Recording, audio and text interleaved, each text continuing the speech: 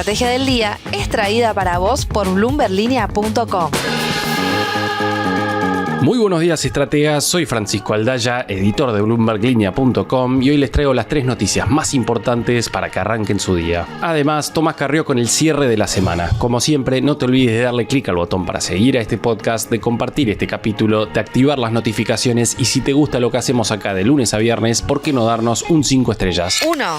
Las obligaciones negociables mostraron mucha resiliencia durante los últimos 4 años, a diferencia de la caída que registraron los bonos soberanos, y por eso las ON siempre son recomendadas a la hora de diversificar portfolios.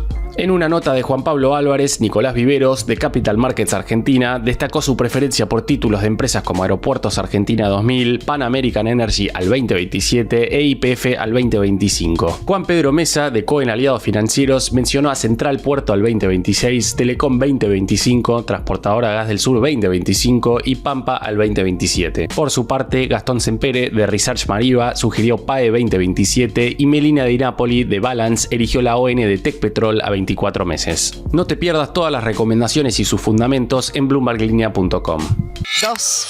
La acción de Mercado Libre cayó más de 10% en la bolsa de Nueva York en lo que va del año, después de haber amagado con romper su récord histórico en torno a los $1.900. A pesar de estar hoy en $1.400, Morgan Stanley no dudó esta semana en mantener su visión bullish sobre la empresa, destacando notables oportunidades de crecimiento en e-commerce y fintech que podrían impulsar a la acción a un precio objetivo de $2.065 para finales de 2024. Por un lado, el banco prevé una caída de hasta el 13% en los resultados del primer trimestre antes de intereses e impuestos, esto por las dificultades de la macro argentina, que representa una quinta parte de sus ingresos. Sin embargo, también proyectan un aumento del 71% interanual en su ganancia neta por el impacto de la devaluación en diciembre. Además, el Morgan Stanley mantiene su perspectiva optimista para los mercados clave de Brasil y México para el 2024.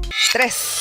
El ministro de Economía Luis Caputo dijo en una reunión con el JP Morgan en Estados Unidos que Milei sigue comprometido con un ajuste fiscal contundente, esto según informó ayer Bloomberg News. Además, en reuniones con inversores, el equipo económico deslizó que marzo habría cerrado con un superávit financiero de 0,2 a 0,3%, según pudo averiguar Tomás Carrió para Bloomberg Línea. Todo esto impulsó al alza los bonos soberanos argentinos en los últimos 2 días, que volaron hasta un 6% el miércoles y volvieron a subir ayer. Caputo también dijo que los controles de capital no se van a tocar hasta que las reservas internacionales alcancen niveles suficientes para aguantar una eventual fuga de divisas, y se mostró confiado en alcanzar sus metas fiscales con o sin la ayuda del Congreso. Recordemos que el gobierno no descarta buscar un nuevo programa con el FMI para salir del cepo, pero por el momento sin novedades al respecto desde Washington. Antes de pasar al cierre, veamos rápidamente cómo van a abrir hoy los mercados. El S&P Merval subió 0,04% ayer, fue una jornada más roja que verde para las acciones argentinas en Wall Street, con caídas de hasta 2,1% para YPF y subas de hasta 1,3% para Galicia. Los bonos denominados en dólares subieron entre 0,8 y 3,9%, el dólar blue cerró en 1.025 pesos, el MEP en 1.022 y el contado con liqui cerca de los 1.058 pesos. El cierre. Y ahora, Tomás Carrió, contanos por favor cómo estamos cerrando otra semana más en los mercados argentinos. Muy buenos días, bienvenidos a una nueva edición del cierre de la semana. Mi nombre es Tomás Carrió y hoy quería invitarlos a escuchar una entrevista con Federico González Rouco, economista de Empiria, con quien conversamos sobre 2 de los grandes temas de la semana muy vinculados entre sí. Me refiero a la posibilidad de que la inflación vuelva a ser de un dígito en abril y la decisión del gobierno de forzar a las prepagas a retrotraer los aumentos. Bueno, Federico, en estos últimos días pudimos ver las 2 caras del efecto DNU, ¿no? Por un lado, reportes que dan cuenta que sigue creciendo la oferta de alquileres tras la derogación de la ley, y del otro, la noticia que conocimos esta semana de que el gobierno va a estar obligando a las prepagas a retrotraer los aumentos después de el DNU que eliminara el tope que mantenía pisados a los precios. ¿No suena un poco contradictorio esto, que el efecto de la desregulación que te gusta lo celebrás y el que no lo retrotraes? Sí, ese creo que es uno de los problemas que hay. En parte también se puede explicar con este argumento de la defensa de la competencia, lo cual es raro porque parecería haber sido muy expeditivo el análisis de la cartelización, y da más la impresión de que va por el lado de que justo en estos meses, ya sea abril o mayo, es cuando todo, o sea, el optimismo está en que la inflación pase de 2 dígitos a 1 dígito, y esta medida de las prepagas más o menos implica una reducción de 0,3, 0,4 puntos en el mes. Con lo cual, si uno está ahí en el margen, es una variación interesante. Y después sí, o sea, también son dos mercados de los más regulados del último tiempo, con diferentes micro decisiones, pero regulados al fin, que mostraron una cara que en gran parte mostraron algo similar, solo que con estructuras de mercado diferentes, pero en los dos casos mostraron que el mercado en general corrige los precios al equilibrio y corrige la oferta y la demanda al equilibrio. En el caso de las prepagas, la oferta no se mueve, pero por cómo funciona el mercado. En el caso de los alquileres sí, por lo cual eso también compensa un poco todo el otro efecto. Pero sí, esta contradicción, más allá de la contradicción, creo que es una muy mala señal, porque está mostrando que importa más el IPC que la inflación. Y eso para adelante creo que es una mala señal. Uh-huh. ¿Y por qué retrotraer solamente prepagas y no alquileres? O sea, entiendo que no es lo que hay que hacer, digo, al revés. ¿Por qué se hace en uno sí, en otro no? Uno pesa en inflación y el otro no. Sí, hay algo de eso. Los alquileres, por cómo los alquileres se consideran dentro del IPC, la evolución del último tiempo no está capturada. Y posiblemente vayamos a verla en los próximos meses. En los próximos meses vayamos a ver algo más real de los alquileres, pero como están cayendo en términos reales no debería tampoco haber un aumento. Uh-huh. En cambio las prepagas no, las prepagas tienen un impacto directo en el IPC. Lo que da dudas sobre esta decisión es que las prepagas, si bien subieron muchísimo más que la inflación, sí, es por lo que no habían subido antes, que en parte esa era la idea original del DNU, no regular los aumentos de precio y que los precios atrasados pudieran ir al equilibrio.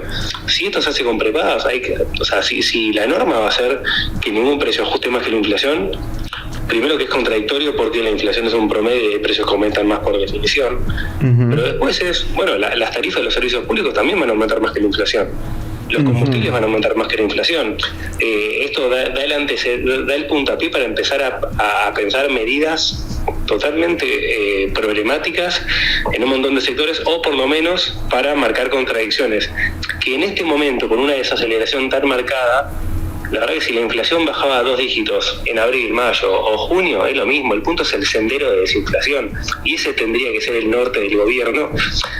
Más allá de que hay otra explicación, o no otra, pero un complemento a esto, y es que pasar de 2 a 1 dígito es una señal política impresionante en un momento en el que el gobierno necesita capitalizar políticamente los logros. Sí.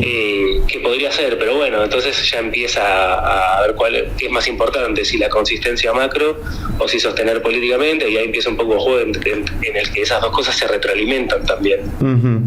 ¿Y por qué crees que hay tanta urgencia de mostrar un dígito en abril? Que el dato lo conoceremos en mayo. Porque en parte es lo que sostiene la esperanza en un momento en el que la economía real está muy golpeada. Uh-huh. Es como el premio por la caída micro, por decirlo de alguna manera.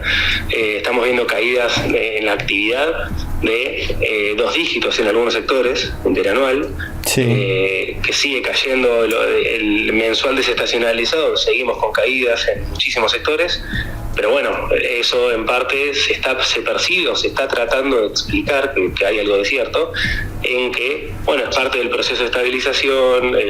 La contracara de eso es la desinflación. Por eso es tan importante mostrar esa desinflación, porque si uno habla solamente de esta recesión es la contracara de la desinflación, pero no hay desinflación, o no hay tal desinflación, o al ritmo de desinflación que uno quiere, bueno, empieza a ser un poco más menos aceptable lo otro. Entonces por eso creo que es para tener como esas chapitas, esos premios que permitan suavizar un poco el golpe más de ingresos, aumento de pobreza, desempleo, que era algo natural que es como parte de este proceso más de estabilización, uh-huh, o de reajuste. Por otro lado, lo que pensaba es que para poder mandar esa señal, para poder colgarte esa medalla, estás también ensuciando por ahí el primer indicador que puede llegar a ser positivo si es que efectivamente la inflación es de 1 dígito en abril. Digo, le pones un asterisco a algo que hasta el momento no tenía ninguno. Sí, porque si justo da la casualidad de que el índice de precios sube en abril 9,8 o 9,9, y bueno, muchos analistas van a decir, bueno, sí, pero si esto no hubiera tenido la inflación, quizás hubiera dado más alto, que es una discusión, en última instancia, es irrelevante si es 10,1 o 9,8. Pero bueno, como decís, le agregás una discusión que no tendría que existir. Claro, porque seguro. de vuelta es simbólico si es 2 dígitos o 1 dígito cuando uno está hablando de 10,1 o 9,9. Pero bueno, sí, ensucia un poco esto. Pero otro punto también es que las prepagas, o cualquier precio que estaba atrasado, eventualmente, si no hay ninguna regulación que se lo impida y la demanda lo convalida y etcétera, va a tratar de ir al equilibrio y va a tratar de ir a su precio, al precio que quiere. Entonces, si las prepagas ya habían marcado un sendero de precios en el que terminaban en un precio actual mucho más alto y se les obliga a ir para atrás, bueno, eventualmente eso va a pasar en algún momento, más lento, etcétera, no importa, pero lo que estamos haciendo acá ahora es pateando inflación. Porque esos momentos van a pasar en algún momento. Sí, por otro lado, lo que pensaba, y con esto era ya la última pregunta que quería hacerte, es si todos estos precios que venían pisados en los últimos años, que venían creciendo muy muy por debajo de la inflación, si todos estos empezaran a ajustarse por inflación, nunca van a recuperar ese valor real. Sí, depende cuán rápido suban, y obviamente a medida que la inflación vaya siendo más alta van a tener que subir más, pero en algún momento llegan, eso de ya. Después hay otro punto también, y es que nosotros cuando analizamos el precio, justamente lo que vemos es el valor, o sea, el costo para el consumidor final, pero no vemos la estructura de costos que hay detrás. Con lo cual también lo que no vemos es que en muchos sectores las estructuras de costos cambiaron a partir de la pandemia, cambios logísticos, laborales, etcétera. Con lo cual también puede ser que hasta los precios estos famosos precios reales comparados con 2018, 19, 20, cuando sea, tampoco están mostrando la película completa, sino que aún así falte o sobre, depende del sector, alguna parte. Pero bueno, tiene sentido tomar eso de referencia. Ahora, si nosotros tomáramos que todos los precios vuelven a los equilibrios de 2019, por ejemplo, con los términos reales de 2019, bueno, todavía están faltando varios puntos de inflación. Claro. O sea, el proceso de corrección de precios relativos no terminó. Y es importante esto porque en cualquier proceso de estabilización se supone que se hace después de la estabilización de los precios relativos, no antes o durante.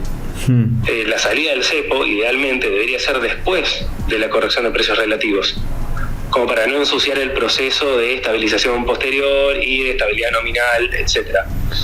Por eso es que también esto de ayer es una señal como medio contradictoria, es entendible dentro del marco político que hablábamos recién, pero no deja de ser contradictoria si es que es el primer paso para otros, sobre todo, que eso sería lo peor. La frase del día. Antes de irnos, escuchemos lo que dijo ayer la titular del FMI, Kristalina Georgieva. Argentina se está moviendo muy rápidamente hacia el endurecimiento del gasto fiscal. La inflación en Argentina está bajando un poco más rápido de lo que estábamos esperando inicialmente. Las relaciones con el fondo nunca mejores. ¿Llegarán dólares frescos? Esto fue un nuevo capítulo de la Estrategia del Día Argentina. Yo soy Francisco Aldaya, editor de Bloomberg Línea, y me podés seguir en Twitter en @franaldaya. No se olviden de darle clic al botón para seguir a este podcast y a la campanita para que se enteren al instante cada vez que sale un capítulo de lunes a viernes. Espero que tengas una gran jornada productiva. Esto fue La Estrategia del Día Argentina, escrito y narrado por Francisco Aldaya. Producido por Arturo Luna y Daniel Hernández. Que tengas un día muy productivo.